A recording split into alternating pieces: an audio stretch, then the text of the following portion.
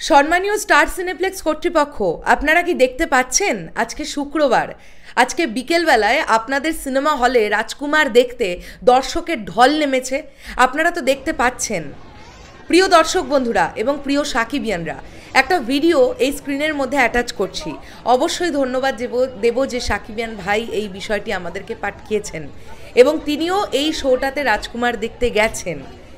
আপনারা জাস্ট দেখতে পাচ্ছেন বসুন্ধরা সিটি স্টার সিনেপ্লেক্সে রাজকুমার দেখার জন্যে মানুষের ঢল নেমেছে। আপনারা লক্ষ্য করুন, প্রচুর মানুষ রাজকুমার দেখতে গেছেন স্টার সিনেপ্লেক্সে, টিকিট না পেয়ে তারা অন্য সিনেমা দেখবেন বলে ডিসাইড করছেন। এই সিনারিও আমরা চতুর্থতম সপ্তাহতে এসেও দেখতে পাচ্ছি। এমন একটা পরিস্থিতিতে যেখানে আমরা দেখতে পাচ্ছি আজকে পর্যন্ত রাজকুমার সিনেমার প্রবল দর্শকের চাপ, তাও স্টার সিনেপ্লেক্স কর্তৃপক্ষ কিন্তু রাজকুমারের শো রাখেননি।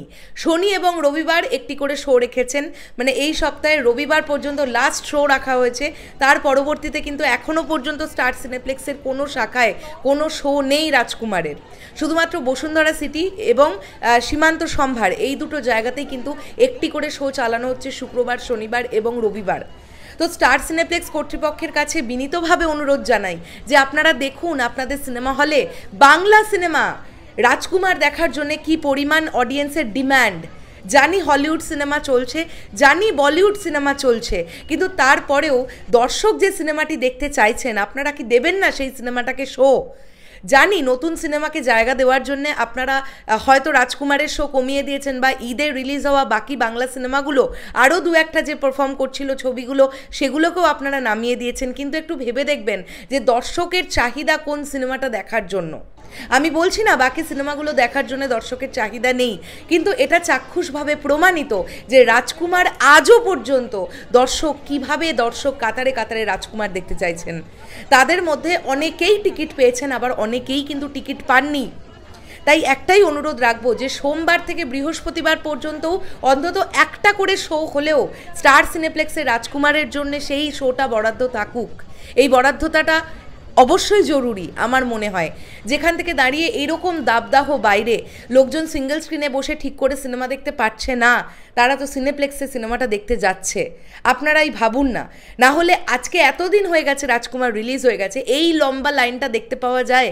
অডিয়েন্স একটুখানি ঠান্ডা মাথায় একটু রিল্যাক্স মুডে একটু ভালো কন্ডিশনে সিনেমা দেখতে যাবেন বলেই কিন্তু এত টাকার টিকিট বিনিময়ে তারা স্টার সিনেপ্লেক্স থেকে সিনেমা দেখছেন। তাই এই দর্শকদের কি অধিকার নেই তাদের পছন্দের সিনেমাটা দেখার জন্য? যারা আজকেও টিকিট পেলেন না তাদের কি অধিকার নেই যে তারা এই সপ্তাহের কাজের দিনগুলোর মধ্যেও একটা দিন তারা কাজ ম্যানেজ করে গিয়ে রাজকুমারটা দেখবেন? তো সেই অধিকারটা তো দর্শকের আছে। তাই আবারও একবার স্টার সিনেপ্লেক্সকে করজোড়ে বিনম্র অনুরোধ জানালাম যে রাজকুমার ছবিটাকে আপনাদের হলে রাখুন।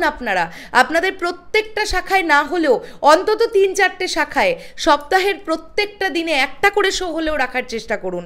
আপনারা নিজেরাই দেখতে পাচ্ছেন রাজকুমার দেখার কি পরিমাণ চাহিদা। এর আগের দিন না হয় মে দিবস ছিল, ছুটির দিন ছিল, মানছি। আজকে শুক্রবার ছুটির দিন, তাও মানছি। কিন্তু আজকে আমরা হাউসফুল যেতে দেখছি রাজকুমার। সপ্তাহের বাকি দিনগুলোতে না হয় 30% 40% অকুপেন্সি হবে, কিন্তু নামিয়ে দেবেন না। যে 40% লোকরা রাজকুমার দেখতে চাইছে তারাও কিন্তু দর্শক, তারাও কিন্তু ভরসা করে স্টার সিনেপ্লেক্সেই যাচ্ছেন রাজকুমার ছবিটা দেখার জন্য।